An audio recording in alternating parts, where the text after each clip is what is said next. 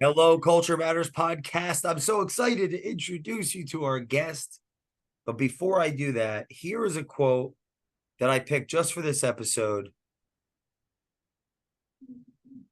I think you have to learn that there is a company behind every stock and that there's only one real reason why stocks go up. Companies go from doing poorly to doing well, or small companies grow to large companies. Peter Lynch. Today, I'm bringing back my good friend, your friend, if you like the Culture Matters podcast, the one and only Tyler Wagner, founder of Authors Unite, connoisseur of authoring and uniting authors, helping them share their truth, their wisdom, their word with the world, and recognizing them as they should be recognized. Only the best, of course, on the Wall Street Journal, New York Times, and all other top best-selling platforms. And today, we're going to talk about investing, stocks, the do's, the don'ts, what we're learning, what we need to unlearn. And for some reason, I'm in an extra special, excited mood to introduce you to Tyler Wagner. Dude, this is I think, am I the most had guest on this show? That's actually I'm just starting because Most had, I don't know. there's no, it's so it's the reason I'm laughing is because technically, and the audience may not know this yet, the most appeared guest. Who do you think it could be? Don't guess. I'll tell you. It's actually me because I Glad you told recently me. started getting interviewed by someone who we love on the Culture Matters podcast, the one and only. Well, I guess, can I say that again for somebody else? I don't think so. The second to one, and not only Tony Capullo. So outside of me being the most, although maybe at the time the audience listens to this, they'll have no idea what I'm talking about because I don't. This might go out before all those. Answer your question as far as someone that's not me. I think it's a close. Yeah, it's kind of like Seabiscuit. Got it. Like I think you're no, I think like that five. Is this the sixth time? It's up there, yeah. Well, oh yeah, because I'm just thinking your show, because you've been on mine 2 or 3 times at least. So we've done, let's say we've done around 10 interviews together combined. On the Culture Matters podcast, as of when we're recording this, Yeah. it's I think you're in the lead of someone else. It All might right. be Berman as a close. Well, because as you know, I want to bring on my culture. Yeah. So we have repeat guests. So depending on how well we do on this episode, I think, with your permission, I may have you back. I would love to, And man. then I know if we make it to 7, then you're definitely the most returning outside of Jay Doran. Okay, I'm fine to be second on that.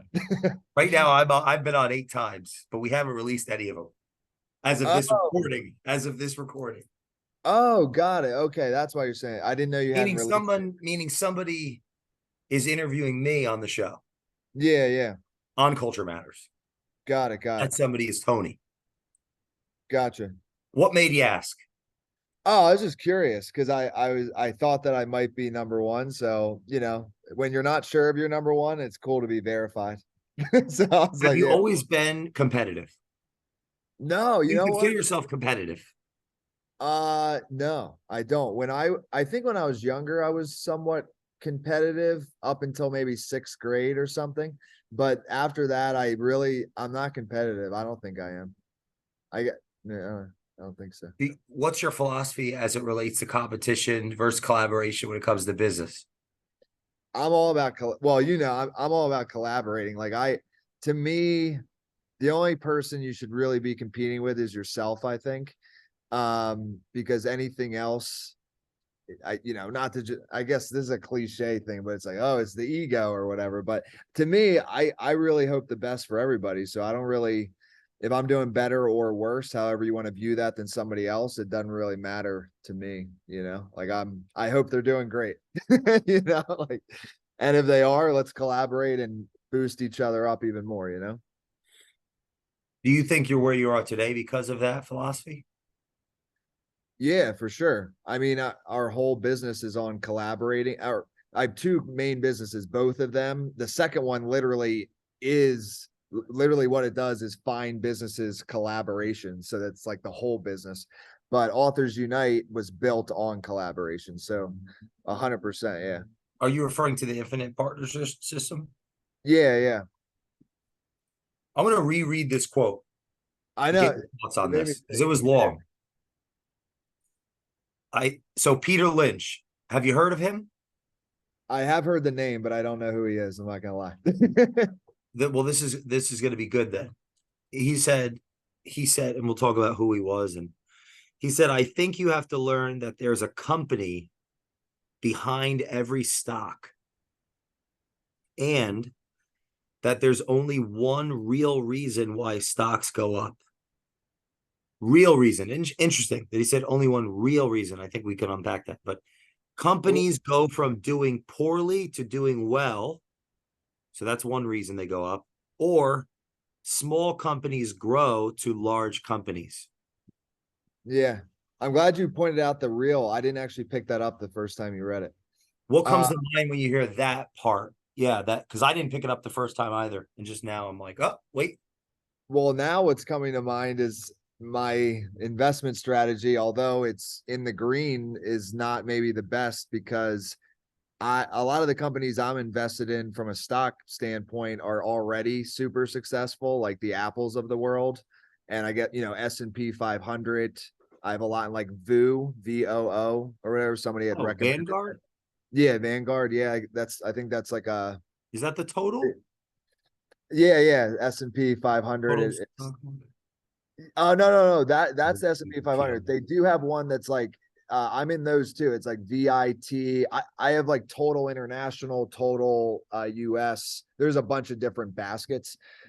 But so that's really interesting because then it's like, okay, say if you invest in Apple, right? I mean, based on what this quote is saying, why is Apple stock going up and down? Is it maybe it's like media news relate? Oh, dude, perfect time to talk about this. Did you just hear there was something about in China where China's like banning all iPhones or something? I And didn't then, hear about this. yeah, this was like a week or two ago. It was either all iPhones or all Apple products, which I think would be a very big difference as far as impact. But it tanked Apple by like 4%. And now I think it's like okay again. But I think a lot of times with these big companies, the media, whatever said in the short term, the stock fluctuates, but it's just all based on kind of not necessarily the reality of the numbers. It's just like, oh, China's banning all iPhones. Apple's screwed, and then everybody sells off or something. I don't know, but something I'd like like that. to insert here. I think it'd be a good time before we go into this that today's episode is not Culture Matters or me, Jay Doran, or Tyler Wagner giving financial advice or Oh yeah, positioning good. anyone to now here comes out the steeples, right? Not Anyone that to do advice. certain financial tactics, or we don't hold security licenses, nor are we selling any products. I'm trying to think like what people are supposed to say here, but this is Yeah, not going to be that. What this is me. That's me, Jay Doran. It sounds weird when you say your name out loud.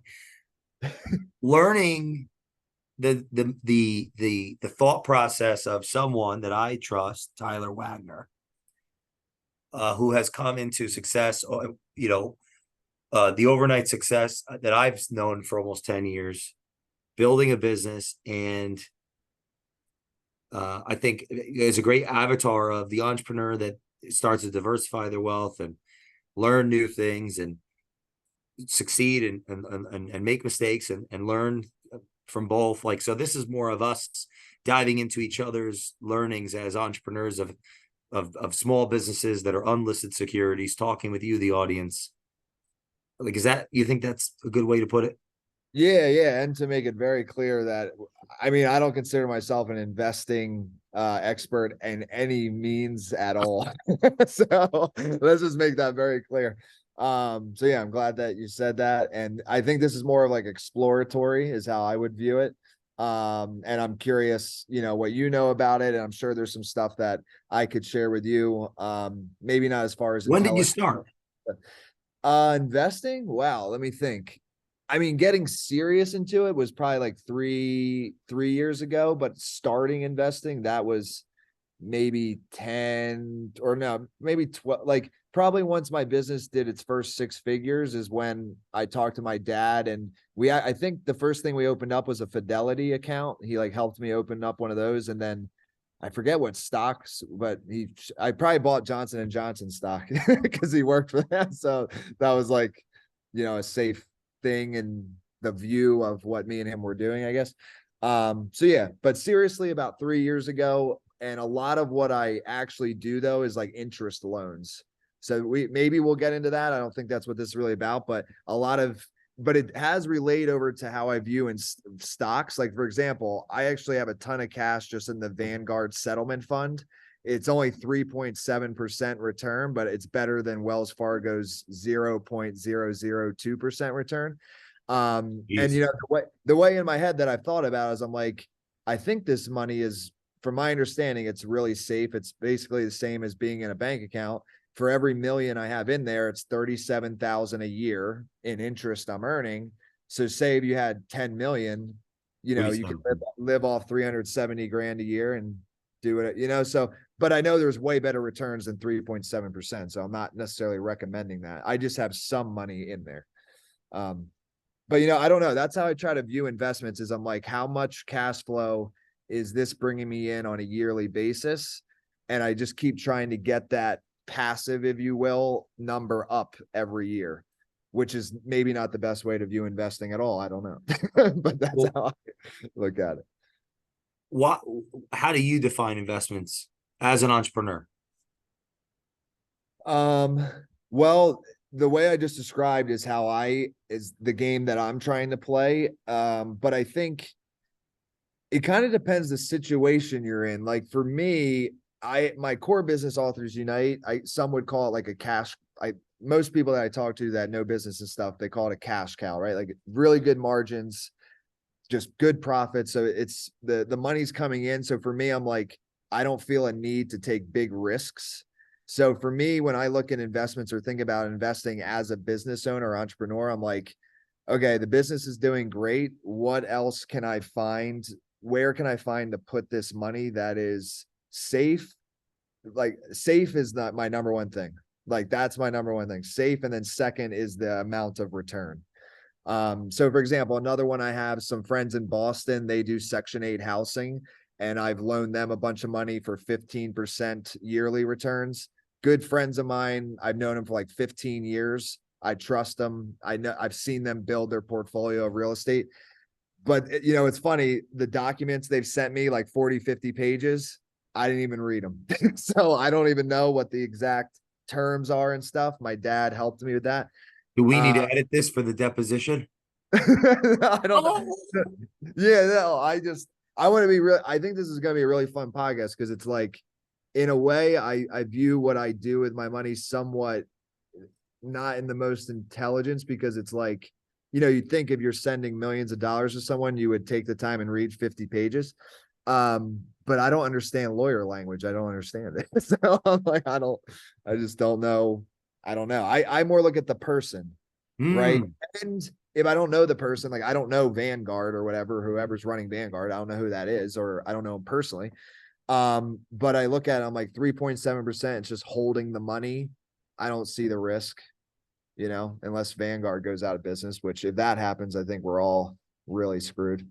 You said safety and you said return Safety, after. yeah, safety and return. And then probably like 5% of my portfolio is the risky stuff. Like in Miami, there's a VC fund. I have some money there. I have some money in some like very, very early stage startups, which I think that type of stuff, you just kind of come to the conclusion, right, that it might be gone. But if it works, it's that like one miracle 100x return. So I'll put a little bit there. And then crypto, some there, real estate. I actually do liquor loans. So I have a guy in Miami that basically, these are the biggest returns. So, and stop me if I'm getting off track here, but I'm just trying to tell you where I'm at. So in the liquor business, this guy, a good friend of mine, we did a book for in Miami. He is the main guy that makes all the liquor for the restaurants in Miami. And apparently in the liquor business, they don't pay you before you make the product. They pay you upon arrival of the alcohol. So because of that, he basically needs people to float him.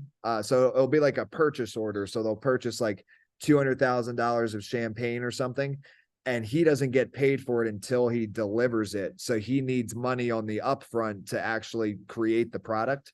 And dude, he's given me anywhere from 20, 40, sometimes 80% returns on this stuff. So I'm like, I don't know. Those are good deals if you can find them. And the purchase order is already there, right? It's already signed. So unless the only way that deal gets screwed is if the truck that delivers that champagne to the restaurant, Huh. gets in an accident or something and all the champagne, like then I don't know what happens. But other than that, those deals have been my best returns ever. And last thing I want to say is I really what I've also been doing lately and looking more into is just like buying other businesses or becoming like small owner in other business. And that's kind of what Infinite Partnership System, it's already done it a little bit, but it's evolving more into that. So it's a product or service where we charge to help people get partners in their business, like referral partners. But now I'm looking at it in like, as more long term, like what if I had 5% equity in the business and I help it grow in that way? So I think who was some major investor said this, like just stick to what you know, invest in what you know, right? So for me to invest in stocks, real estate, crypto, all this stuff that I'm not an expert in, some people would say is just plain old stupid, right? I think some people would say that. But business, I've grown an 8-figure business. I understand businesses, I'd say up to that extent. So for me to look at another business and invest in it is probably my most intelligent investment I could make because I've already been there and done it. What's so attractive about equity over? Good question. I think it needs to be both, right? Like our normal setup with Infinite, when I say both, this is what I mean. Our normal setup with Infinite Partnership System, and I'll just be super transparent with this, is we charge 10K a month and then we get 20% of all of the sales that come from our efforts, right? So say of a partner, we get the company a partner and they refer a bunch of clients, we get 20% of all of that. So that there needs to be that ongoing cash flow thing happening. But then I guess the equity is only important if it sells, right? If it doesn't Wait, can sell. you repeat? So you said 10 a month and then 20% of what from whom? Oh, so 20% of like entirety of sales generated from our efforts. So like any partner we Top get. line. Yeah, yep. Mm-hmm. And go ahead, sorry. No, I guess and this will show my Can you give it like a ignorance. hypothetical scenario? Yeah, for sure. Hypothetical. You don't have to So give a real yeah. company. So I'll actually give a Yeah. new I'll leave, I won't say this guy's name, but a new client. We just onboarded him 2 weeks ago. He does a tax business. So my idea for him to find partners, and his guarantee is really interesting. I can't remember his exact guarantee now. But it's something like you pay him a fee to do your tax. It's for small business owners that he does taxes for. Normally like 7 figures or higher the business is doing, but you pay him a fee and then he guarantees you like 5x in savings of the fee that he charges. So he's always able to like find certain things that you're not doing in your taxes that you could do. Mhm. So very interesting and appealing offer. So what we're targeting right now is basically people that run masterminds for business owners and like business coaches and stuff, because they have large groups of small business owners and they can become the referral partner to his tax business.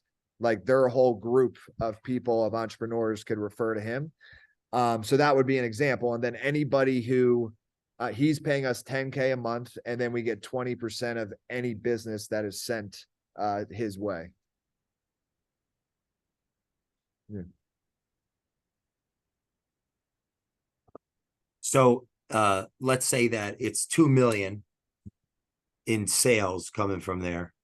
That's Yeah. 400 a month plus the 10. Or I'm sorry, 400 total plus the 10 is 520. Geez, it Yeah. starts Yeah. to add up quick. Yeah. And the thing is, like, Yeah, and because dude, and here's what's so interesting is as I've been studying this more and more, I can't find a better way of marketing than this. Like there's just no better, like you basically you can get a bunch of leads, right? Like your target client, or you can get other people that get you leads, right? Which are just partners. So if you're able to create in your business like hundreds or thousands of people that are looking to get you leads because they're getting kickback, I mean, that's super interesting. So that's how I view it. I mean, you should be trying to find partners that are on the lookout for you to get you leads. I mean, there's no other better form of marketing that I can find. And how does this, in your view, tie into investing or the investor mindset? Actually, I haven't thought about that connection. Well, actually, it would be like this. So, for example, the guy that I was talking about that does the liquor business, I think it would connect in relationships. So sometimes like the best investments, it's not what is your normal investment like on Vanguard or something that's like the general public all knows about, like an Apple stock or something. Sometimes it's like somebody like me, right, who's done tens of thousands of phone calls or whatever the number is. And from that, I came across this guy who's in a liquor business in Miami who gives 80% returns. So sometimes it's just like finding a needle in the haystack, and it's crazy, right? So It's so interesting that you're saying that, because I was reading through these quotes. I was trying to figure out a quote to pick for this episode, and I looked through Lynch, who we can talk about, but he one of his quotes that brings to mind was the person the person that turns over the most rocks wins the game. And that's always been my philosophy. So I'll read it again. Peter Lynch, interesting coincidence, ran the Magellan Fund for 11 years and did returns over 28% of average, I believe, per annum. The Magellan Fund was Johnson and Johnson family's Fidelity. Yeah, cool. Because you had oh mentioned that earlier. The yeah, Johnson that's funny. family, yeah, the Okay. Johnson family owns Fidelity. Oh, I didn't even know that. Okay. Yeah, the fairly successful family up and coming. Yeah. And he took over for this other gentleman, the Peter Lynch. So a great book that the listeners can listen to. It's like 2 hours long. It's called One Up on Wall Street. It's like a 2 hour audiobook. And he's reading it himself or talking himself, really. And there's another one, Something Beats the Street or something.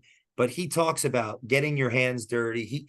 Unlike a lot of financial people that study math, although he was strong in that, he studied more history, political science, philosophy, logic. And he made that, he popularized that idea, as far as I know, about like going to the mall and looking at the Mhm. stores and seeing what's going on. And you just reminded me of that quote. The quote was, the person that turns over the most rocks wins the game, right? The volume, the Yeah. calls talking about. And that's always been my philosophy. Peter Lynch would like go, he found Taco Bell. He like went there when there was just like almost no infrastructure. And he made a lot of bets and got his Yeah. hands dirty, got out there. I guess so. My question to that is, you know,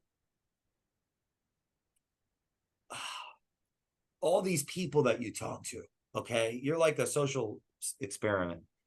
What Social are some butterfly. of the common denominators of the time wasters, the dabblers, the scammers? Let's start with that first.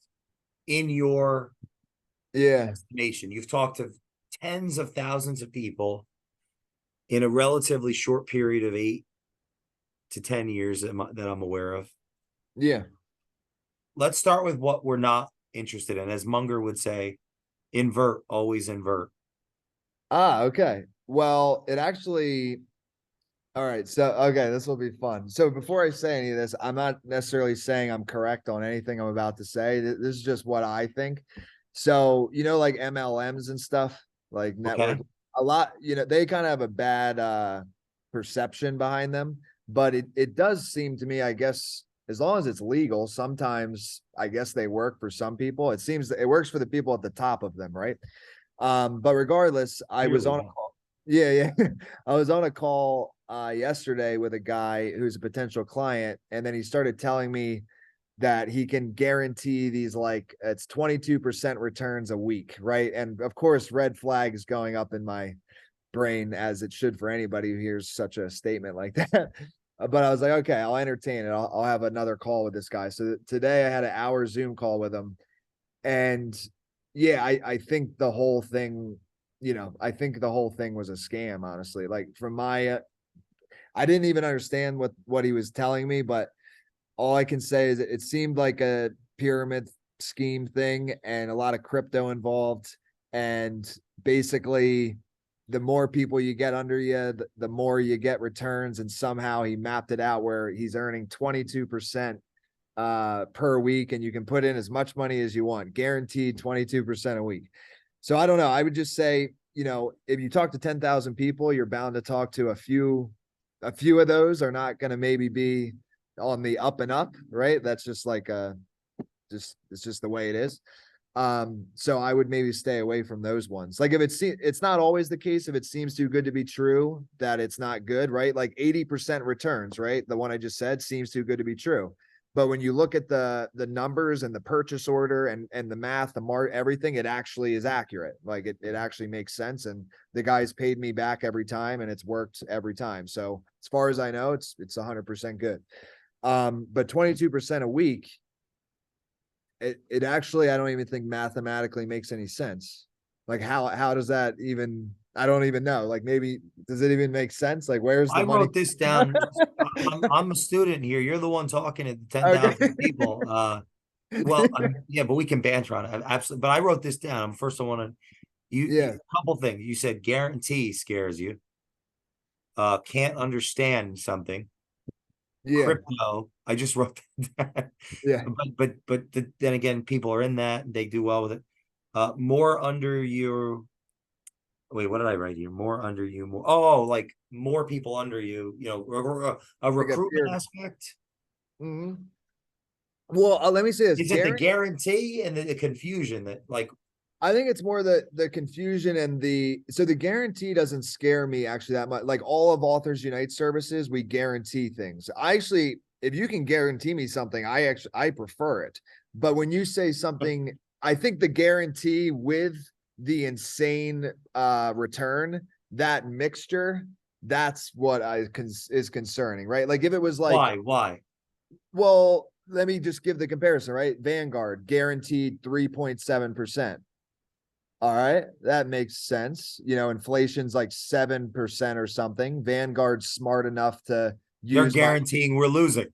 yeah, yeah, like, it sounds great. I'm on board with that. Well, okay, is that fair then? Like, because yeah, Yeah, yeah, inflation's well, here, the return guarantee is lower, yeah. so they're guaranteeing a loss. I trust you. Let me give you all my money. But But that's not to knock you. That's a hedge. I mean, no, I know. unpack it. No, That's a hedge. Having yeah, cash is cash. I mean, there's value to for sure. cash. There's No, and potential. to be clear, Somebody has to have the cash. in this episode more than any other episode, I would hope I'm knocked more than any other episode, because it What do just you shows. mean? No, meaning, like, when it comes to investing, although I would say I've been pretty heavily in it the past few years, as far as like truly understanding it, and like, like just basic example, Apple, why does the stock go up and down, or their revenue, or whatever numbers you need to look at to determine their stock value? I have absolutely zero idea, like no clue. Like, I just truthfully don't. But with this, my mind on Vanguard is like, okay, 3.7%. To me, I believe Vanguard's smart enough to take whatever money I have sitting in there, use it to earn more than that. So they're able to guarantee me 3.7. Makes logical sense. So it's not the guarantee that scares me. Like, nothing about that scares me, right? But this kind of random guy who then shows me this like crypto dashboard on Zoom and is guaranteeing me 22% a week, that mixture is scary. Like, I think it would be, would it scare? I don't know. What do you think about that? It Well, it doesn't seem sounds accurate. horrifying. It sounds like you lose all your money unless you're the Well, guy I'm who, just impressed that he was able to. In fairness to whoever this person is, I'm just impressed that he was able to match Warren Buffett's annualized return over the last 50 years. in 1 week. 22% a year is the, I believe, Buffett's for Berkshire's. Oh God, see, It is beautiful. funny. No, That's yeah. helpful though, right? Comparing it to that. So I didn't Oh, even interesting. I Having that didn't in your know mind. that. Right. But if that would even have made it more of a red alarm. It's like, okay, so you're telling me Well, I got one for you. that you're 52 times better than Buffett? Like that's Let's use this wild. like micro, small business. Part of the reason we can increase the likelihood of a larger of an outsized return, like a 20% per annum, like, you know, small businesses growing 100% for the first handful of years. If a business, if a startup doesn't grow, I mean, in the infancy, it's like a baby not eating and drinking and going to the bathroom. The closer we are to the closer we physically are, the more control we have, the smaller the group, the faster communication should be, the larger the margin. Yeah. Just think about it from a human interpersonal standpoint. It's like Tyler Wagner comes up with an idea to unite authors, audience with their truth. That's what the book is. You know, where's the audience and who has truth? The author has the truth. The audience needs the truth. The author needs the audience. So here's Tyler Wagner brokering, right? Those two people. And now there's what? There's exchange of goods and services. There's value in you connecting the person with their truth and the person seeking truth. The person with the truth is the author. The person seeking truth is the audience, but the audience doesn't know the author exists. You're uniting these two. Now, if you know the author, if you know 10 authors that no one knows yet, and you're able to connect them with people that would like them, trust them, buy their stuff, it's worth money to both parties, because the author that writes the book is going to be able to charge X amount for the book, maybe X amount more, even, depending on the quality of the content. The audience that's searching for the truth, they're going to exchange their money for the truth, for the author's truth, right? They're searching for truth. They're searching for information. The book is the medium of that exchange of truth, creator, truth seeker. You're connecting the two. So if it's a $20 book, the author would, you know, gladly take, let's just make up a thing. Like, I'm just going to make some for easy circumstance. You know, it's like, would I give you half to get a sale if I can never make a sale in my life? That depends. It depends on what I know, who I know, and how capable I am and acting out on what I know and who I know as it relates to getting my truth out there, right?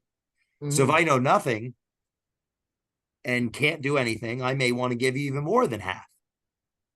And like, we can go, okay, can keep going, right? If I know everything and I'm willing to do the work, I might give you a tenth of one, you know, a tenth of a tenth. Or just a tenth. Like, you see what but so there's an exchange of value, these two parties that need to meet. Tyler, if you work all day long, every day, and you're putting in the time, the energy, you know things other people that are competing with you, they may also know, but you're not, you're working harder. Yeah. You're going to beat them. Now, if you know, even if you know less and they know more, but you're working harder, you'll beat them. If you know more and you work harder, you'll beat them, meaning the people that also could broker these two parties, those that have truth and those that seek truth. Like, so now you personally, with the idea, with the motivation to work, like, what, 7 days a week for years. Yeah. You're going to, you represent basically entrepreneur. I could do this whole thing with me too, right? Like in my own story and other people in their story. You're connecting these people there's that energy. The money is what is the money? It's an arbitrary representation of the exchange of energies that we use in the culture, right? So it's going to add up. If you get $2 for every $20, 100 of them is 2 times 100. It's 200. Yeah. And out of zero, out of nothing. But what's being traded is your time and space. Where the hell am I going with this? Where I'm going with this is where I'm, where am I going with this? The return, think about this, the return, because you're right there, you control it. I mean, it doesn't take a giant leap of logic to conclude that you can get a 30% return every year growing your business. Example, you start at zero and you do 100,000 in the first, let's say you do 25,000 the first year, 50,000 the second year, and 250,000 the third year, right? So from year 1 to year 2, it doubled 100%. And from year 2, 50K to 250, 500%. Now, if you average it out, it's less than 500%. It's some number I'm not going to do off the top of my head because 3 years, that can be tough. It was 25 to, well, that's a 10x in 3 years. It's definitely, I mean, if that was in 7 years, that would be, I don't even know that actually. I know it would double at 10% in 7 years. But the point is, like 10% a year in 7 years, it would double. Something would go from 25 in 7 years to 10%. It'd be 50. But you're able to get a 250 in 3 years. That's obviously more than 10% per year. But it's less than 500% because it averages down. But the point is, it's a small business. Like it's just you, let's say, or it's just me, or it's just someone listening to this. It's going to have a bigger return. The farther we are away from something, it's just our money at work. How could we expect our money to get a bigger return than a human being, than us? Because our money is a component of someone else's story. The reason I'm going on this whole thing is a super high return from capital it doesn't make sense for it to be super insanely high. And it doesn't have to be super insanely high to really serve its purpose, because it's a component of our overall wealth balance sheet. Yeah. Like, right? We're going to get more return from our business that we control, that we're responsible for, that's closest to us. And we're going to get incomparably less return from the event. Now, there's exceptions to this, right? We can invest in a business that does so much better than we could ever comprehend, because our business is based on what? Our time and space and our intellectual property. Right? If you and me met Steve Jobs all those years ago, we were bored and we invested with him. Yeah, that would have been good. Clearly smarter and better than us up to this point. Then our businesses would have never been our main return. It would have been investing with him. So there's exceptions to that. But where I'm going with this is I think that the outsized returns on a generalized personal standpoint is like, if we have a small business or we have a business, like the smaller the business is, the higher the return is. The larger the business gets, the return naturally gets smaller. But the risk is like, go ahead. Sorry. No, I was going to say, after you said that, I mean, because I was only thinking outside of myself, but my best returns are just in my business, right? I mean, that is definitely the case. But as far as like investing outside, the liquor thing would be my best return. But I think the equation, right, is almost as simple as this: is like, so smaller the business, the more potential for return, but the more risk in a sense, right? Because it's a small business and it hasn't been fully tested. It might not even be public, right? It's not. But regardless, then it goes back to that quote: the more rocks you turn over, whatever that quote was. Because it's like, if you know business really well, and then you come across a business that's doing like 1 mil a year or something, but you've already seen something like that play out, and you just understand the business, and the founder and stuff, and you really get it, then that could be something that you're like, hey, I know this can get to 100 mil a year. Let me invest in it. Right. But that comes from turning over those rocks more and more and more and coming across those. Or though you go that route of like Apple today, very low risk, I'd say, but return, I don't know what, like couple percentage points a year or something, What makes it even more like conf difficult for people, and this is where advisors are just always helpful in all contexts. I think, in my opinion, um, is that we're not there's guarantees as well. We're fighting the cost of money. We're fighting. It's not just inflation. It's the interest. Like as time goes by, there's certain things that are worth more depending on when one has them and how they're managed. Assets like real estate depreciates. It goes. You have to fight that by adding value to it. For example, like by fixing a house. Yeah. So as time goes by, money has, we hear this, less purchasing power. Yeah. We're fighting that. We're also fighting the likelihood that we could actually lose our money, because you were using risk in the standpoint of actually putting $1 into something and not getting back, right? Yeah. Yeah. Mm-hmm.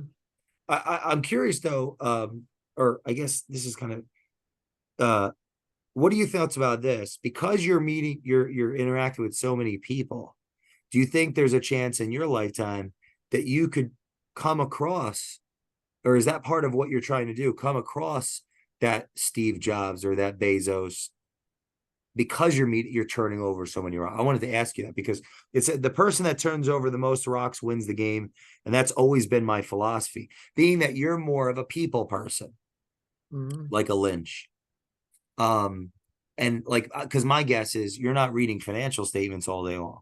You're talking to people. So Makes I'm me curious if you could unpack that.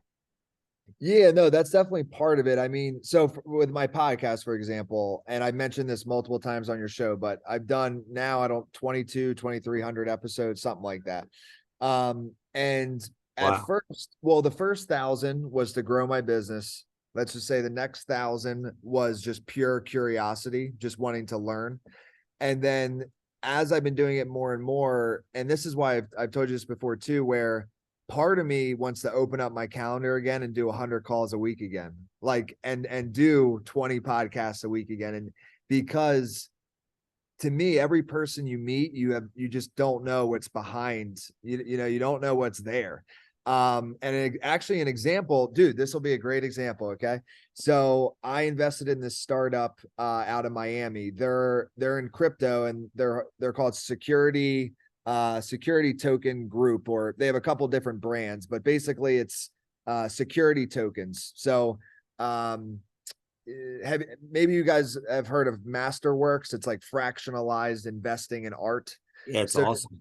yeah, security tokens are a way to fractionalize investments, and there's way more to it than that, but I don't fully comprehend, but I do believe that they are way ahead of everybody else when it comes to security tokens, and I think it will work.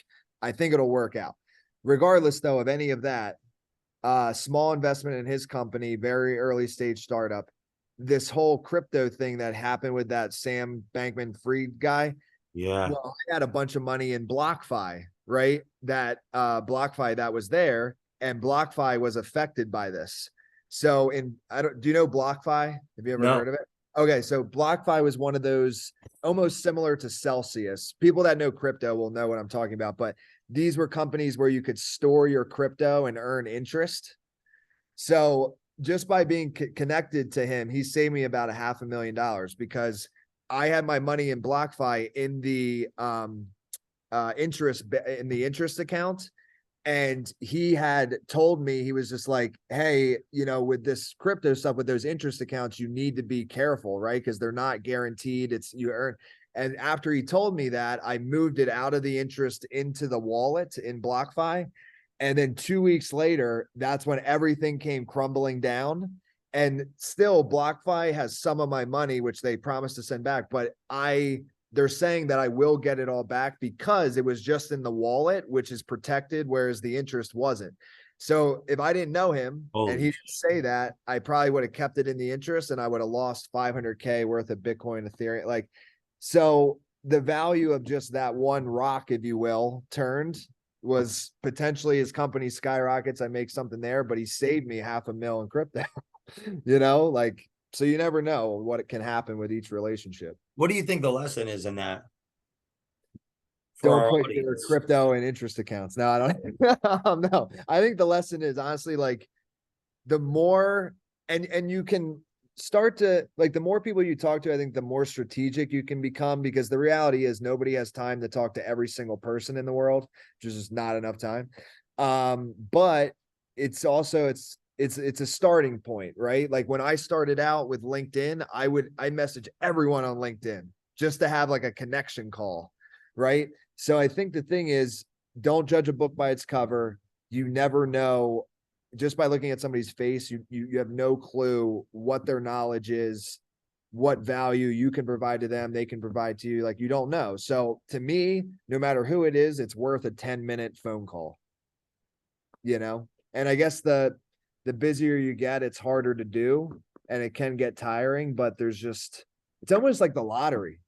That's kind of almost how I view it, actually. You know what I mean? Like it's almost like the lottery. Like you could talk to 100 people a week, and one of those people will save you $500,000. You know, like if you do it every week, I don't know what that adds up to per a year, but it's pretty good. Yeah, that's good. A good amount. 26 million. Yeah. So 1% a week, and you're good. Like, so I don't know. I know a lot of people are introverts, especially that I work with. I work with a lot of writers, mostly introverts. But if you can get out of your shell or hire somebody within your company that's willing to do the 100 calls a week, it's life changing, man. Like it's just, you can't lose at that volume. You just can't. How did you come across Vanguard, and what's your view of that organization or that Well, culture? well, I just watched a video by Patrick Bet-David.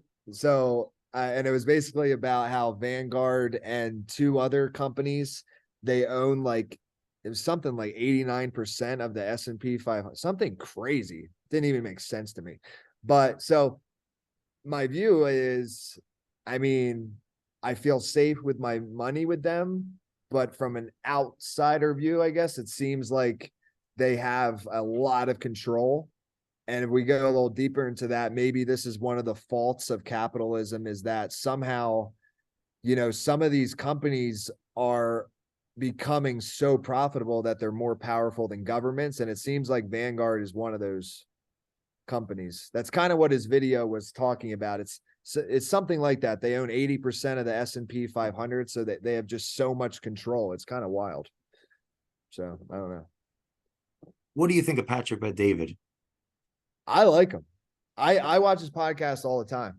And yeah, I mean, I would just say overall, I think he seems awesome. I haven't met him personally, but love his podcast, love his content. I think I see, it's interesting. I actually see, and I don't know for sure because I haven't talked to him, but I think I see his vision with valuetainment.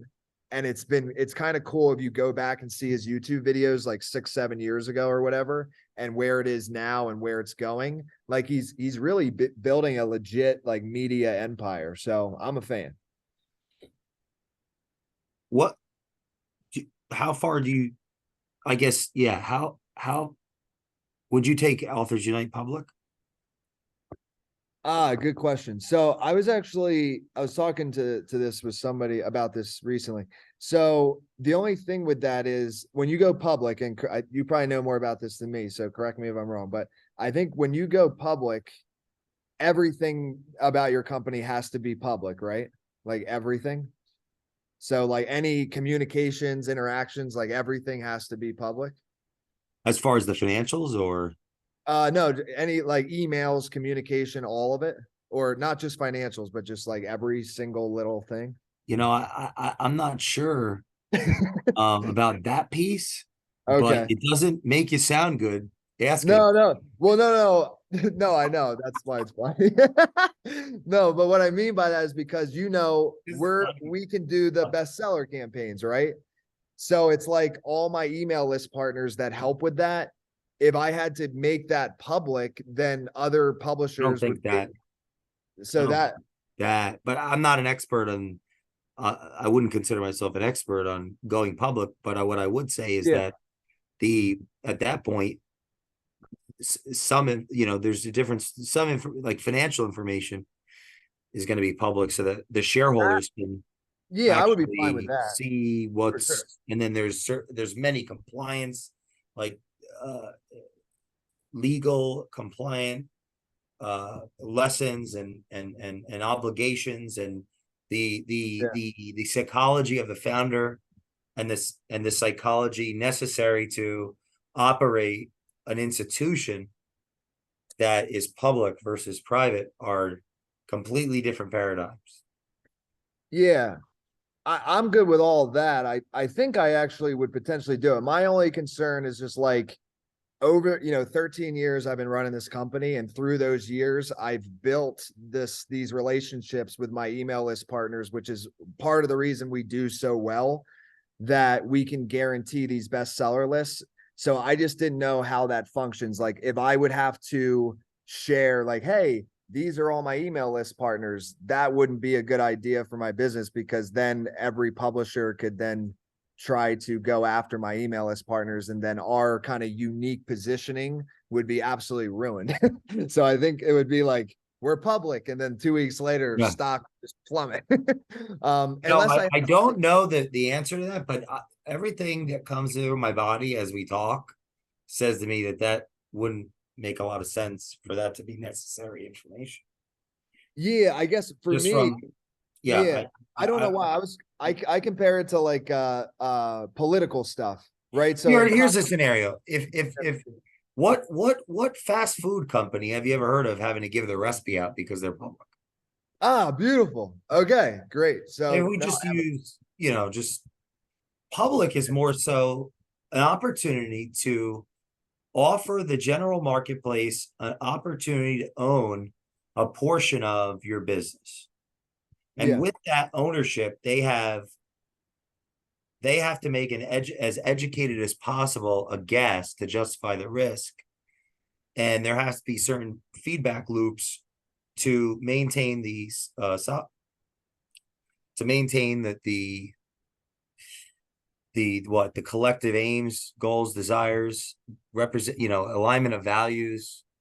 And so there's compliance and regulatory, there's oversight that comes in hand with that. Or else, yeah, I think philosophically, if the entrepreneurial types at scale, imagine a world where the founder psychology offers opportunity for general, like other people nowhere near the day-to-day operations, to give them capital with no oversight. It'd be like getting loans from banks with no paperwork.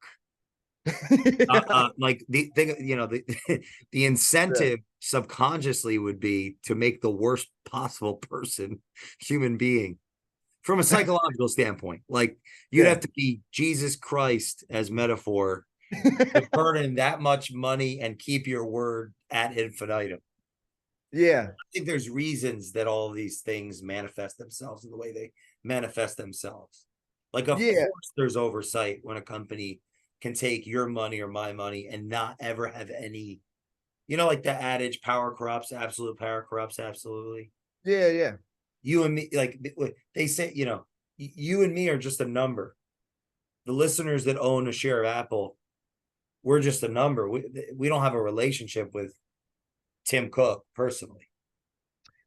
It's like, when you watch the news, every day you watch the news and you see people dying in a country, you feel bad, and then you move on and take a shit. Oh, man. I love it. Like that's where that's where my mind goes when I think of like, why is a company public? Well, first of all, why a company can go public would be to get resources to actualize the vision, right? Yeah. Quickly. Because think about it. Banks, like a fixed debt obligation, a loan, is there's only going to be so much that could be loaned. I don't know if you want to interject, but I'm kind of going on a tangent. This actually shows how little I've thought about it, because just even the Apple example makes complete sense, because it's like, okay, well, just because Apple's public, it doesn't mean they have to share their customer list. In fact, that would probably be illegal if they publicly shared everybody's info that are their customers. Not that would matter for me. But then secondly, as far as like, how do you make an iPhone, right? They don't like publicly share how they're building the actual iPhone, right? So for me, it's just like in my market, we're kind of like the only ones that can guarantee some of these bestseller lists. So when I hear the word public, I just wasn't really sure like how public you have to be. Like, do I have to You'd have share to all? have a reason to go public that was outside of you wanting to buy a Lamborghini. Like, is there something where I'm gonna go to Yahoo because we could talk. Did you see my screen share? Yeah, I can see it. This is what I was looking Yeah, I forward. figured why not we do this Um, kind of stuff. But no, you know, actually, why a reason I don't know if I want to go public, but if I were to, the core reason for me actually, I think it would be fun to have like close family, friends, and everybody like be vested in what I'm doing and along for the ride, which probably isn't the best reason to go public. I don't think we need to go public to do that. You could probably do Oh a yeah, type true. of You don't even private need to. placement. There you go. The So thing yeah, is, yeah, even like, and they would, well, I mean, depending on the level of accreditation and a solid attorney, solid counsel is key in those respects for many yeah. reasons. It's funny. You just reminded me of a book that I just read. I'll shout out. It's called Unstoppable. Let me just tell I want to make sure I read the whole book title for everybody here, and then we'll talk about this here. Unstoppable book. It's called Unstoppable. Siggy B. Wilzig's astonishing journey from Auschwitz survivor and penniless immigrant to Wall Street legend. The reason that came to mind, I'll send you the book. Read it. It's really good. Sir Ivan published it. He's an awesome guy, makes music and helps people. It was about his father, this guy, Siggy B. Wilzig. And the reason I brought that up is he came from Auschwitz. Well, he came from, Germany. And he came to America and he ended up becoming the CEO of, or the president and then CEO of Wilshire Oh, Oil or something of that nature. Originally started where he raised money with in the book, his close Jewish friends and family members and got on the board. Like they all bought stock because of him, and then he got on the board, and then from the board he put together a plan, and the plan he became the president of the company, and then he went from that and bought through that company when he owned, I guess, majority or something close to that. yeah. TGN and TGNJ, I think TYNJ. It was a bank, and then that eventually sold. So anyway, long story longer, that all came to mind when you mentioned, getting people close to you into what you're doing. What's your motivation behind that? Well, I've had multiple people ask me if they can invest in Authors Unite. I haven't taken any of the offers yet, so I'm still 100% owner. But I just think it would be fun is the word that's coming to mind, which isn't, I guess, the best reason. But like, I just think it's like when you see your company grow year over year and you're very certain of the future of it, then it's cool to have the people you care about be along for that ride with you, you know? TCNJ was the bank, Trust Company of New Jersey. I actually think what you're saying is very genuine sounding, and it's probably the best or the most unique. I was just reading Elon Musk's new biography by Walter Isaacson saying how Elon starts with a mission first and then figures out how to monetize it after. It sounds very Elon of you. But obviously without learning what to do and how to go about doing it, then it just becomes a big mess. But it sounds inspiring to just want to actually have fun. It does. Yeah, sure. No, there's a level of like, yeah, it'd be something that, I'd want other people to share in. Yeah. Well, and Then it that's why becomes we should tell people, or I don't know if you noticed, but I actually have a bunch of family members that work for Authors Unite, like my mom, dad, brother, some cousins, like that's tons of awesome. family. So, if Yeah, they're that's a culture. yeah, if they're working with us, then it's like maybe get, a little piece of the company or something. I don't know. Well, So there's lots of different ways to go about that, like employee stock ownership plans and there's plenty of ways to create that. Yeah. We just, after we get off this, we just need to call council and figure this out together. It's like, that's exciting. But here's our question I have posed for. So, because like the idea, right, going public, it's, well, ultimately, outside of the scammers that want to they want to convert their equity to cash. Basically, think about this, right? A scammer type, or just like maybe leaning towards narcissistic, not self-aware enough to, or long-term oriented enough, empathetic enough, long-term oriented enough to think about shareholders, think about the long term.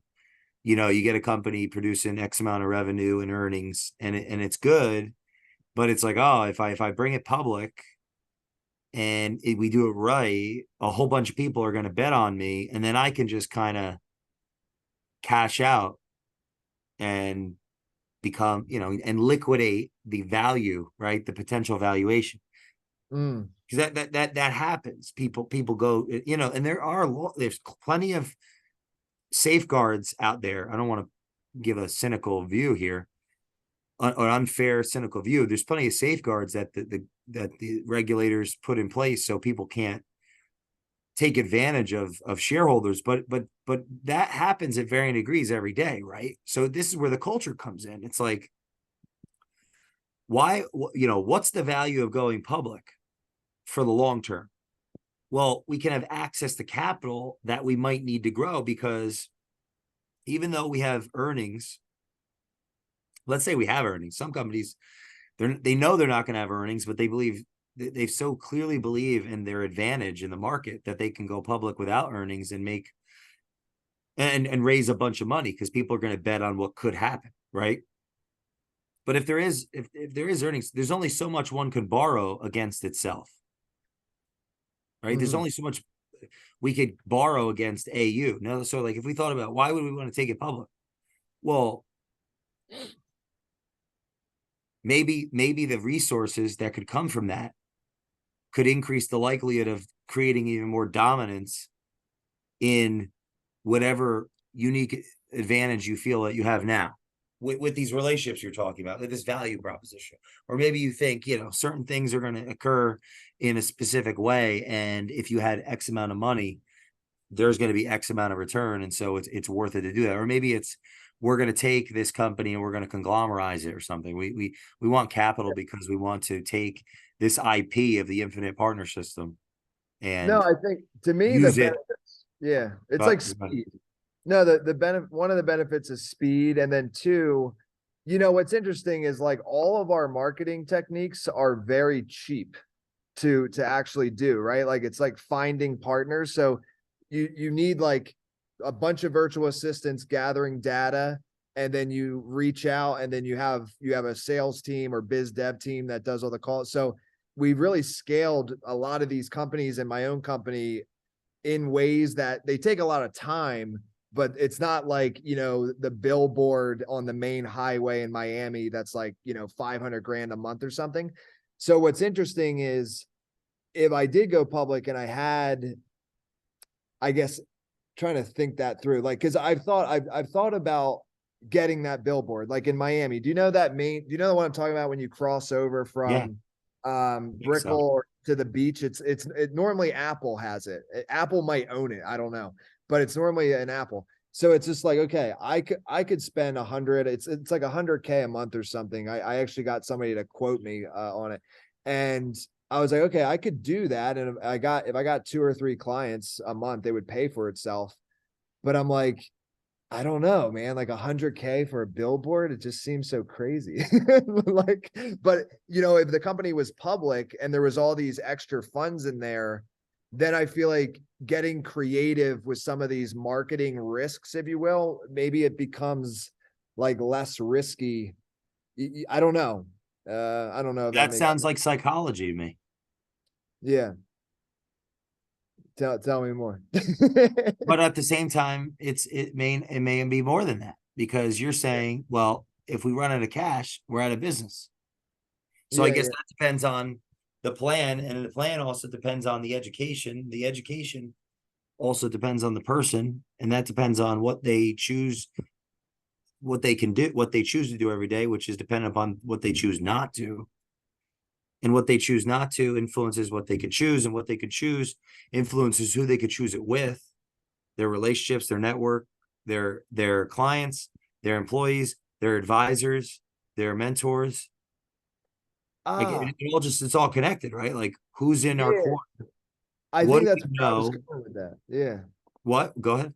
No, I think that's where I was going with that is like, because I feel when I think about taking a company public, I envision like just way more of like a structured corporation with like a board, you have all, so then I would have a team that would help me look at that billboard and actually be able to look at me and be like, hey, there's a million people that are worth over $1 million that drive past this highway every month, and 2% of those people want, you know what I mean, it could actually make a very calculated, educated marketing budget decision, you know what I mean, whereas right now I'm going off of like, okay, I know I've got my business to 8 figures a year through partnerships, I know that works, so I'm just scaling that to the moon, but I don't have that like billboard expertise, or you know what I mean? Like I don't have those other elements. Whereas if we had outside funding and a board and all that stuff, maybe I would have all those partners involved to help me make those educated decisions. You know what I mean? Like it would be, I think it would make decisions like that easier to make. Because right now I'm just looking at it like I could lose 100K, which would stink, or I could make a few clients and then keep the billboard there forever. I don't know. It's just right, but I don't have any data behind it, because I've never done a billboard before. Hmm. So yeah. See, can you see the screen share? Yeah, yeah. Top 20 largest private companies in the United States in 2022. I could only find an old one right now by revenue. So these are private businesses. They're not even public. Cargill, 165 billion. Coke Industries, 125 billion. Public supermarkets, 48 billion. Mars, Oh, that's the candy 45 bar. billion. Isn't it? Mars bar. I don't, we're going to look it up in a second. Yeah. HEB Grocery, 38.9 billion. Reyes Holdings, 35 billion. CNS Wholesale Grocers, 33 billion. Enterprise Holdings, 30 billion. Love's Travel Shop, 25 billion. Look, Fidelity, 24 billion. Fidelity is private? Yeah, it's the Johnson family's money, basically, Huh. and among others. Wait, is Vanguard, can you like invest into the Vanguard company? Well, Vanguard is a mutual, it's a, how do you say it? Vanguard is owned by its shareholders. That was what Vogel, who he passed a few, like 2 years ago. Oh, He made it so he was worth like 100 million or less, because he made it so all the money would stay with those that were owners of it. Like if we looked up the specific, let me see here, Google, I don't even know Vanguard business model. oh yeah, you. Yeah. So let their investors profit first. Vanguard's business model is to let their investors profit first. This is why it's so low cost, I believe. This way, the investors who purchase shares in Vanguard's fund actually become partial owners of that fund. This allows Vanguard to operate at cost in the U.S. and low cost overseas and internationally, which ultimately increases the return of the share Oh wow. of the shareholder. Yeah, obviously there's pros and cons to that model that can be unpacked. I think something will be fun for us to do before the next one of these is we should look into what these businesses are. Like maybe the top 3 or 5. Yeah. Cargill, Coke, Publix, and look at what are they, right? What are they made up of? I can tell you this, Coke, there's some good books out there on Coke Industries. There's actually a great book called Good Profit about them. And there's a new one, there's another one, market-based system. They created a methodology. that they've used internally. They're a conglomerate of all sorts of different businesses, and they started, I believe, in oil, and they've conglomerized, which means they own businesses of all sorts of different types. Yeah, over 100, I would guess. I'm not sure the exact. Actually, I could just the power of information. I mean, this is a big piece of investing, is looking up, being curious, Yeah. figuring. It's not letting me click. Hold on. So wait, can we look at Oh no. Can you? like, do you know how to analyze a stock? Like, can we look at Apple and like Yeah, see? let's do I that. want And to. we'll end on that today. But I just got to get back to this screen here. So if we go to Apple, Yeah. right on Yahoo Finance, someone can listening can follow us and go to Yahoo finance.com. Actually, how did I get here? I usually Google. Yahoo Here we Finance. go. Go to Google and type in Yahoo, .com/finance, and just click the first one, Yahoo Finance Stock Market Live Quotes. And then you'll see, just go to the search and type in Apple. You'll see it pop up. Oh, yeah. AAPL is the symbol. And then there's all this. If you're not familiar with this stuff, it's overwhelming. Like, Yeah. what do you see? A different language. It pops up: previous close, open, bid, ask, days range, 52-week range, volume. That's how much trading is going on. Market capitalization, 2,748,000,000,000. That means shares outstanding times share price is the market cap. Mm. So based on how many shares they have out there times the share price. So if you take the market cap and divide it by, which is 2,748,000,000,000, divided by 174.24, which is the previous close, or no, open 174 divided by 174, you'll figure out how many shares, or it probably says it here too somewhere. But you follow what I'm saying? Yeah, that's how you find out how many shares. That's one way of it. Price to earnings ratio 29.43. So like the price and the earnings, if you would take 100 divided by 29, that's obviously 3 times 30 is 90. That doesn't 3.3%, a little bit more than that is like the PE percentage. Now, what does all this mean? I mean, that's people go to college and people take, I mean, that's a lot of information, but Yeah. all information leads to what? Opinions. And we have to base, like, think about how you started your business. This is a question I have for you to make this get real pragmatic. The first 90 days of Authors Unite, why did you think that you would, well, first of all, did you think you would succeed? Yeah, I did, just because I'd already done something with some partners that had succeeded. So I was like, okay, I know I knew there was a market for it for sure when I started it. All right, this is really good. Let's stop at that for a second. Let's pause on that. You thought you would succeed because you had prior success.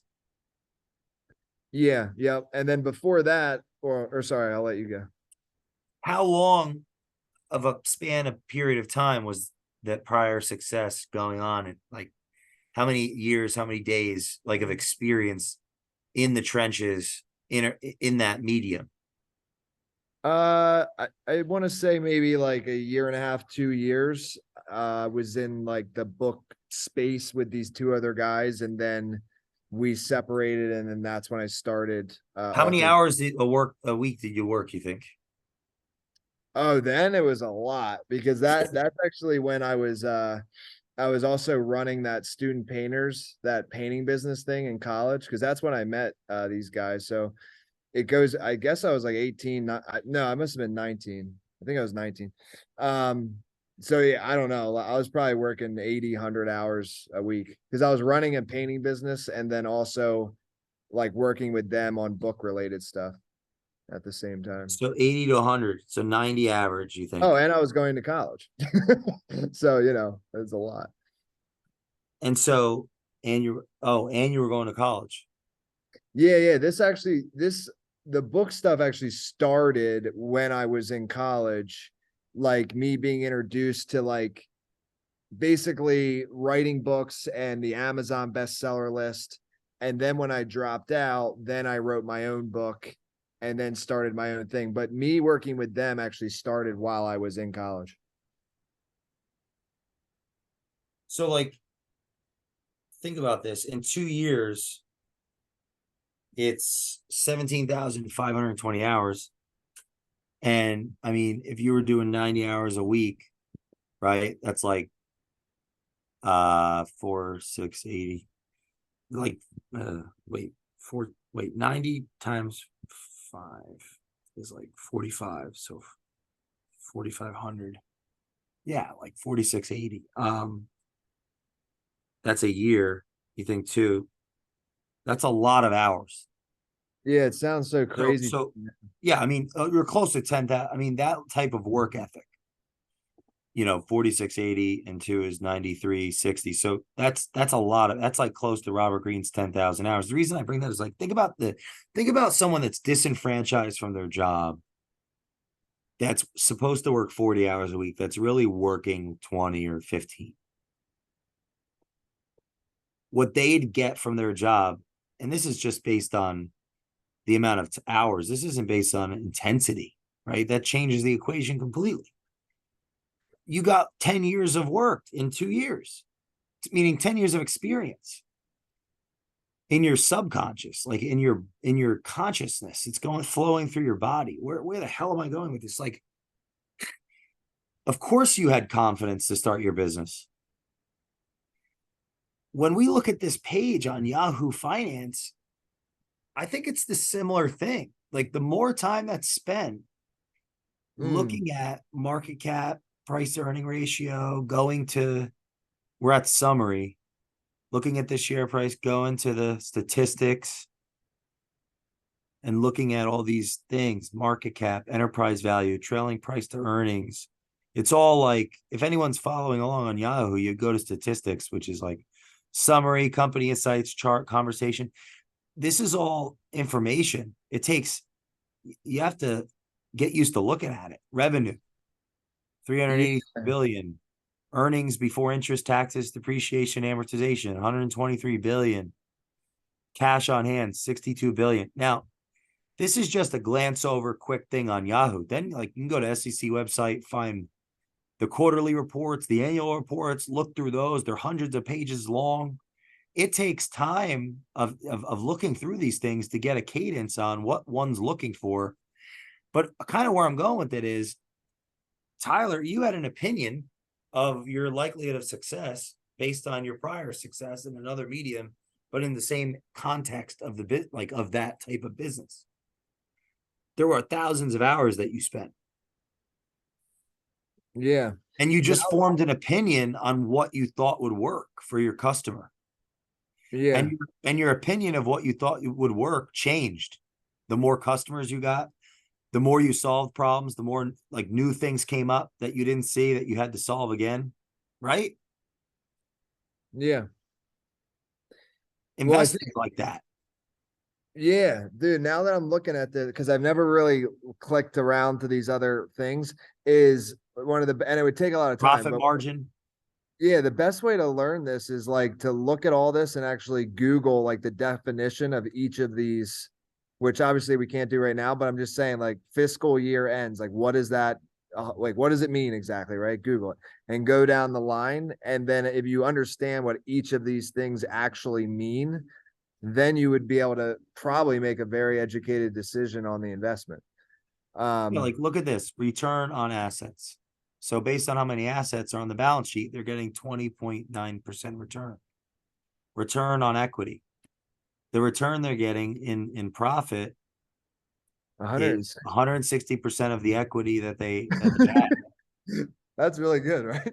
Well, I mean, this is the thing. We don't know if it's really good or not. It depends. There's other information that has to be collected, but the intuition is a big part of this.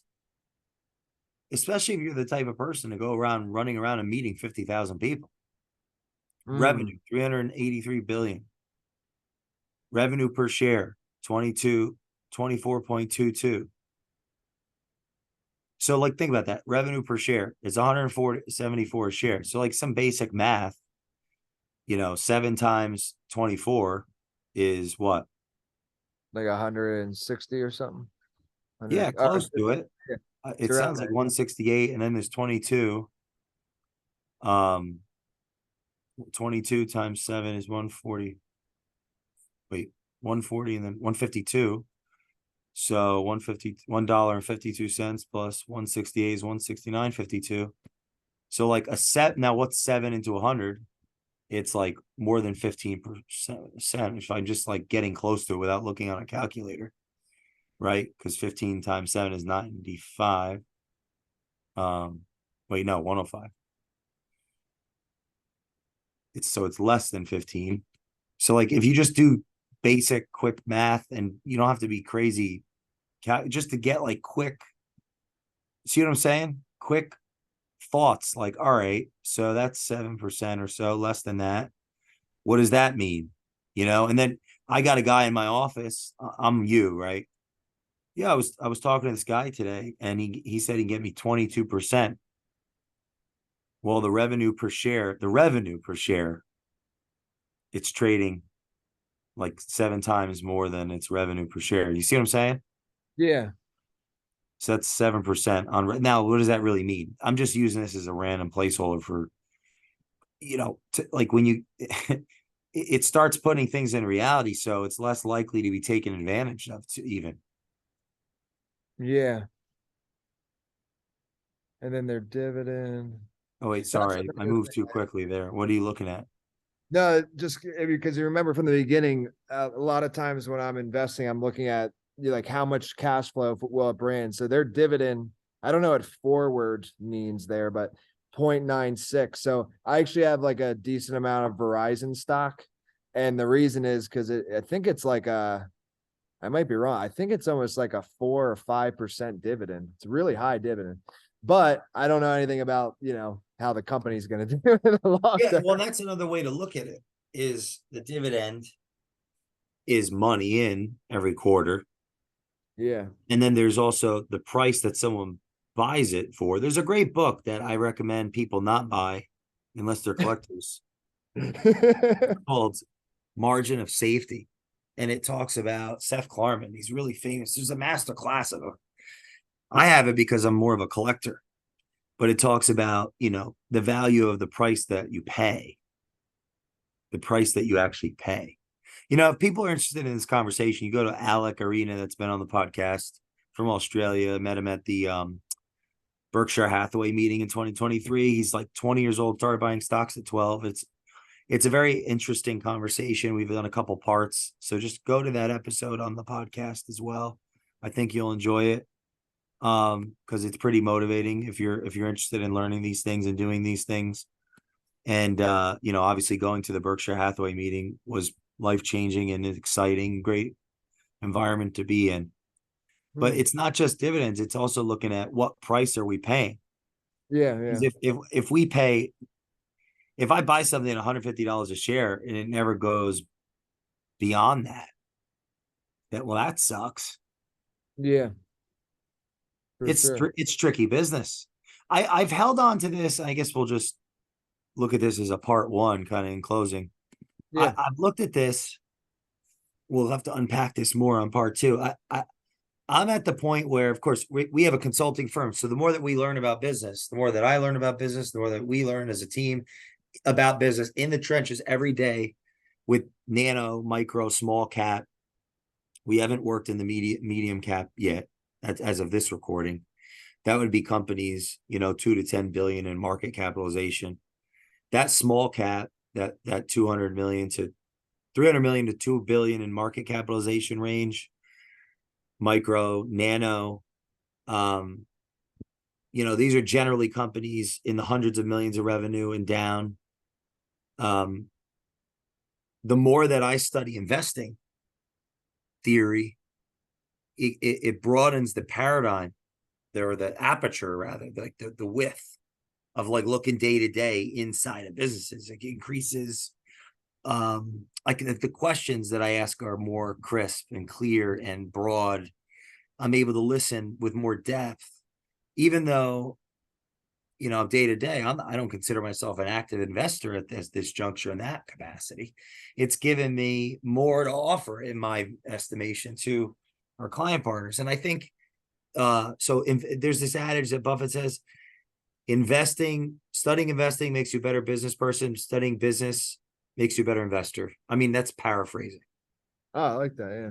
Because I mean, think about it. They're what I'm trying to say this simply. It's like business is exchange of goods and services, right? It's the exchange of the goods and services, that actual exchange at a micro level.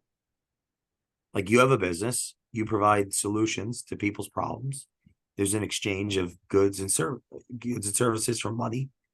Like, investment is if somebody had the opportunity to have a part of that growth, right? The people that you were talking about, Yeah. the Yeah. people closest to you, they're betting on the success of the company. They're betting on you. They're betting the success of the company. Mm-hmm. It's like open to the public. Curious your thoughts on that. In closing, as we go into part two, what's the takeaway from this conversation today? I guess. Yeah, for me, the takeaway is actually, just like with anything, investing included, you have to, like, it's funny. Like, before we got on and we had talked about doing this for a while, I had actually thought we were going to look at some stocks on there, and there was going to be some sort of simple formula that we would find that would be like, hey, this stock is good, this stock is not good, based on some numbers, which actually maybe, well, not maybe, definitely that does exist, but at least I'll speak for myself. I don't know what that formula is yet, because there's about 1,000 different ratios and numbers on that page. But once you do take the time and figure out what it is, then you're in a way better place when it comes to investing. So I'm actually excited to do that. I didn't have that idea before, to literally go to Yahoo Finance, look at every single line, and then Google the definition of what it means. And if you knew, because that's the biggest thing is, right, when I look at that, I don't know what those lines mean, right? Like some of those, like PE ratio or whatever, just coming up with some random, I don't know what all those things mean. But if I did, I would understand what's happening in the company way, way better. So, I think actually for our next one, and you don't have to do this, but I'll do that before the next one, and then I'll come with that knowledge. Obviously, I won't remember everything, but that'll keep me accountable to do that, and then I'll be more educated on it. That'll be cool. So I'll actually take a note of that right now, so I don't forget. Why do you think that's important for the audience to, like, what can the audience learn from what you just said and how you think? Like, you got plenty of fucking things to do. Your company's, tens of millions of dollars, and now you're volunteering to go learn more shit. Well, I think, yeah, there's so much there. Yeah. I don't know if I'll know all of it by the next time, to be clear, but like, I'm going to read all of it, though. I will make that promise. I just don't know if I'll comprehend it all. But I think the important thing there is just like, you got to take the time for everything, right? I mean, it's not like, the reason as well that I felt so comfortable with my business is that my painting business, the first business I ever ran when I was in college, it was like door-to-door sales. It's something I can't recommend it enough for people, especially when they're at any stage of life. But if you do it when you're younger, it's just, I think, better when you're younger, because then it makes everything easier. Starting a business for a lot of people is a very scary thing. After you knock on 10,000 plus doors, it ain't that scary anymore. So same thing with investing. Like, investing can be really scary, but if you actually understand what each of those lines mean, it's actually probably not that scary. You know what I mean? Like, if you understood that whole thing, then you would, I mean, you're not inside of Apple, so you don't actually know, but from the numbers, you would be able to make a very educated decision, and it wouldn't be that scary to invest. I've got another quote actually made me think of from Lynch. I want to read. Oh, here's one. The real key to making money in stocks is not to get scared out of them. Peter Lynch. Hmm.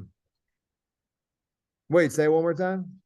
The real key to making money in stocks is not to get scared out of them.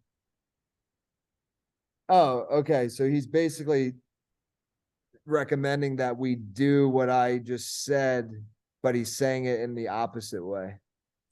Right? I mean, Like yeah. I'm getting what I'm getting from it is you got to just go for it. Like have skin in the game. Not Yeah. don't be scared out of them. Well, that's what I think it is too, is I am now not only motivated, like for me, this goes into something deeper, so I'll shorten it. But for me, the biggest motivator, like I'll let myself down sometimes, but I never let other people down. So the fact that I've told you I'm going to do that for the next show, I'm 100% going to do it. But I've actually kind of wanted to do something like that for a long time, but it's only been with myself. So I've just let myself down for years because I don't, I was gonna say I don't care about myself. That's not true though. But like I care more about keeping my word to somebody else. But when it comes to what he just said there, I lost my train of thought and I love it. This was a fun episode, man. EDM. He also says everyone has the brain power to follow the stock market. If you made it through fifth grade math, you can do it. I think Oh, we've shown that today with our fifth grade math. yeah, that's great. You I'm know, so glad that I love that one. That was awesome. Now I feel way more confident because I think that's where I made it. Once I got to calculus is where math kind of was over for me. what's our takeaway today, Ty? Um, takeaway for today is to fully have some stakes in the game, meaning like that's actually what I was going to say before, is that because I actually have a good amount of money in the stock market and I have realized even more how silly it is that I have a bunch of money there without comprehending what is even happening, I am now more motivated to learn it. So if I didn't have any money in there, I would be less motivated. So I say buy a little Apple stock first and then figure it out later. That's the lesson. But don't put everything in. That's funny because Peter Lynch talks about that too. I watched I've read a bunch of all of his books, and he mentioned like he would put, if he saw something he liked, he'd put some in it, and then he'd go deeper, and then maybe he'd sell or keep it. Got it. So he actually starts, so he puts himself in a position where he's accountable, basically. But there's a filter before that, and we're obviously like it's funny. We're over, it always is oversimplifying when it comes to these. One thing I learned at the Berkshire meeting was a lot of people, they ultimately, this is why I brought that up too. At the end of the day, everyone comes up with different theories, and they're, in my view, varying degrees of depth. But a lot of people that I've interacted with, they end up not doing anything. Like they'll study all this stuff. A lot of the ones I met, even in that culture, and then they just end up owning Berkshire stock. Like meaning they just end up getting so overwhelmed by all the information that they end up doing nothing, or I just think the that's most really basic things. So it's definitely not for the faint of heart. But I would say this: what's motivated me to learn more and more and hire various advisors to learn more and more is the fact that, our business being a firm that makes other businesses more successful, innovate products, services, increase profit margins through efficiency, effectiveness of communication channels, grow actual valuations, like business day to day, that like the association of actually the business that we are, it's like, okay, it's the education is getting to use. Now, of course, we're also allocating capital, because when you're successful, as you know, you end up having what? Cash. You got to figure out what to do with it. Yeah. And that's why people have financial counsel and advisors, family office, all these things. But I've learned that, or I just observed this, that a lot of people end up, it's like there's an entrepreneurial aspect to everything. The entrepreneurs put their foot in the water or their whole body. Other people put like they will put the you know what? I'll use this way. The entrepreneurs get in like how you're going to get involved. I believe that the entrepreneurs get involved in they have skin in the game. The people that think they're entrepreneurials or they think, they're just looking at their reflection, their mirror reflection in the water, thinking they're in the water. Yeah. But like then there's people that they're swimming. So other people that are just looking in the water, thinking they're in the water, but it's their reflection staring back. Yeah, and I I think those people lose no matter what. In every context. Yeah, but I think what you brought up though is important. Is like, to be very clear, I have no interest in becoming a stock expert, but what I do have interest in is being able to at least have an understanding of what I'm looking at. But I do think there becomes a like an area where it's just like, stick to your genius in a sense. Like my genius is not going to be becoming the best stock trader or chart reader or whatever. The best thing I could do is have an advisor, right, that would help me with this stuff. But I think to also have a basic understanding so that I can actually understand the advisor, right? That we should start with that next time too. Or we talk about that because that's a good, the people that lost their money were Bernie Madoff. He was an advisor is what they knew. Yeah. Bernie Madoff. Scary, yeah. He was the advisor, right? So that's a good point. If they knew enough to ask. Yeah. I guess that's that could be a podcast episode. Do you know enough to ask? Absolutely, yeah. I think that's a prudent thing coming from a business owner to say. And that's why though you do need it, like for me, right? And I hopefully I didn't skip over this earlier, but when I was talking about that 50-page document, I do have my dad, I think I mentioned that. I do have my dad read over all the investments before I make them. I don't read them personally, but because my dad, he's an accountant, so he understands numbers and he can tell me if something doesn't look right, like mathematically. And then, so it makes me feel way more assured. So I would just say, even though, I go at the investments where I personally to be very clear, I am not just throwing millions of dollars at something that hasn't been at least somewhat verified by my father. You didn't say that earlier, but I think it's a really helpful, that's a helpful bookend. And I mean, you're not alone in that. There are hedge funds that are just funds of funds, not everyone, this is another thing I've learned from studying so many different investors and so many different. Peter Lynch is like in a world of his own as far as like a lot of the people are mathematically inclined and whatnot. He was more like, I guess probably picked him subconsciously because you're like a people person. I'm like a people person. There's a lot of these, there's so many different ways to invest. It's like Nietzsche's idea of the the philosopher's philosophy is more so revealing their autobiography than anything. Nietzsche's deconstruction of the psychology of the philosopher. Each philosophy's philosophy. This is in Beyond Good and Evil. Each philosopher's philosophy is more of an autobiography onto itself, like it's revealing them more than the truth of the world. So anyway, in closing, lots of different ways to invest. It sounds like you're building your investment thesis. I know I am, and I get that's part of what we're going to be doing on these episodes is representing to people the evolution of our various investment. Yeah, and actually there's something good I want to share, but I'll save it for the next one. So that's a good cliffhanger there.